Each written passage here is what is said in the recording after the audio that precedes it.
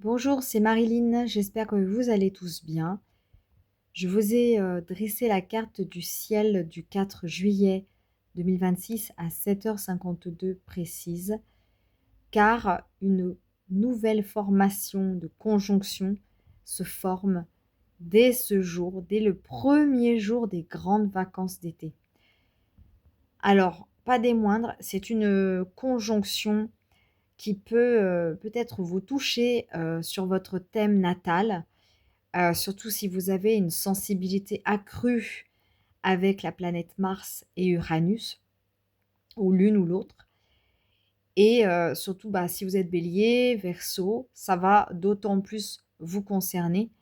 Et les Gémeaux de manière supplémentaire, bien sûr. Il n'y a pas que ces signes-là, bien sûr, air et feu qui vont être concernés. Il va y avoir aussi tous les signes pragmatiques, notamment la Vierge. Et puis, vous avez le signe opposé, comme je vous l'ai dit. Toujours regarde les signes opposés. Les signes mutables, poisson. Voilà.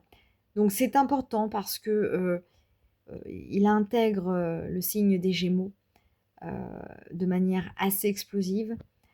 En tout cas, Mars arrive sur la partie uranienne. Mars est quand même là pour répondre avec du mordant au niveau verbal. Il va gouverner la tête, c'est le bélier, c'est le combattant, c'est le conquérant. Et puis Uranus va gouverner l'électricité, les imprévus. Et puis bien sûr, entre elles, cette conjonction va créer une explosion dynamisante. C'est un peu comme de la dynamite et des accidents. Donc des accidents, ça peut être des accidents de parcours, ça peut être des accidents parce qu'on a parlé trop vite, surtout avec un Mercure rétrograde qui se trouve en Cancer, en maison 12. Nous avons quand même ici tout intérêt à y aller mollo et pas franco. Malheureusement, avec une telle conjonction, ça risque d'être un petit peu olé olé parfois. Vous avez en plus la Lune qui vient ce jour-là en carré de cette conjonction, cette nouvelle formation brutale et nerveuse à souhait. Donc émotionnellement, ça risque un peu de vous secouer, surtout pour les personnes poissons qui sont très sensibles, très réceptives et qui risquent de prendre cette énergie plutôt violente, révolutionnaire, volubile, nerveuse, etc., en pleine face. Alors, bien sûr, il n'y a pas que les poissons qui sont concernés, je vous l'ai dit, il y a aussi le signe de la Vierge, analytique, pratique, beaucoup dans la morale, beaucoup dans le jugement aussi, dans la perfection, le sens du détail, le détail qui tue, vous voyez. Mars et Uranus auraient tendance peut-être à tuer tout ça et à donc les rendre un peu foutraques parfois, ces vierges sensibles à la critique, sensibles aux détails et au service aux autres. Alors attention avec ça, service aux autres, c'est bien, mais de là à se mêler des affaires des autres, il y en a qu'un pas. Je veux dire, il y a qu'un pas. Des fois, la frontière peut être très mince entre ceux qui veulent être gentils et ceux qui veulent se mêler des affaires des autres et être blessants. Voilà, c'est pas des règlements de compte, c'est quand même aussi ce que tend à vouloir dire ce signe sans évolution. Alors quand je dis sans évolution, c'est comme le bélier, on peut l'imaginer primaire, on peut l'imaginer violent, mais encore une fois, s'il n'y a pas d'évolution, il peut rester stationné dans ses énergies primaires et donc non évolutives. C'est ainsi pour la Vierge avec les qualités qu'elle a, qui peut se transformer en défaut si les qualités ne sont pas assez évoluées, assez entendues. C'est comme le lion, on imagine que tous les lions sont des personnes égotiques, ce n'est pas vrai. On peut imaginer que tous les gémeaux sont immatures et puérils, ça n'est pas vrai. Les taureaux ont besoin de sécurité et sont têtus comme des mules, ce n'est pas tous les taureaux qui sont concernés. Voilà, c'était vraiment une manière de parler et surtout par rapport au ciel. Je ne vise personne. Euh, et en même temps, le ciel indique tout de même un climat avec ses signes mutables, le poisson et la Vierge, où ça risque d'être vraiment tendu et explosif. Donc pour un peu que vous soyez contrarié ou qu'il y ait eu des problèmes dans votre vie privée, dans votre sphère privée et intime, où ça risque d'être un petit peu compliqué. Voilà, les Sagittaires ne sont pas forcément mieux épargnés, bien que cela agisse par opposition. L'opposition est moins violente, mais quand même, soyez prudents, surtout les premiers décans Sagittaires. Bien sûr, Mars est conjoint à Uranus. Ça se passe le premier jour de l'été. Il suffit que vous ayez des planètes vraiment au tout début du signe, fin de signe Scorpion, tout début du signe du Sagittaire, pour que ça vienne réveiller quelque chose qui ne vous correspond plus. C'est un peu comme si c'était la guerre à la maison et la révolution. Vous mettez carte sur table, vous envoyez tout paître, c'est vraiment la grosse révolution intérieure. Ça peut se passer aussi de manière plus intériorisée. Ça va encore une fois dépendre de vos aspects au natal. Et bien sûr, si ça vient stationner, par exemple, la maison 12, la maison 4, ça peut se passer en famille, ça peut se passer évidemment dans votre intimité, dans votre foyer. Ça peut être au sujet d'un enfant, d'un de vos ados, hein, par exemple, qui commence un peu à faire la révolution. Donc, vous inquiétez pas, je bouge un peu, mais j'ai une mouche qui m'embête. Alors, c'est pas la révolution, mais je vous avoue qu'elle m'embête quand même. Donc, elle vient m'embêter là, et ça craint, parce que je suis en train de filmer, et j'aime pas ça. Voilà, parce que j'avais un logiciel à l'époque qui fonctionnait, maintenant il ne fonctionne plus sur mon ordi, donc je fais avec les moyens du bord. Voilà, j'espère que cela n'enlèvera rien à la qualité, en tout cas que j'essaie de préserver malgré tout. Voilà.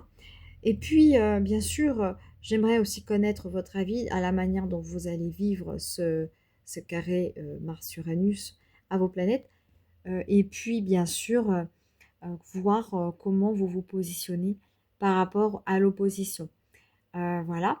Pour les personnes Lion, les personnes Bélier, premier décan, les Verseaux, premier décan, et puis vous avez les Balances. J'aimerais quand même savoir comment ça peut se passer pour vous, parce que ça peut être vraiment une espèce d'émergence de nouveautés, des opportunités. Si c'est dans la maison 2, c'est votre sphère financière qui va être touchée, qui va être valorisée.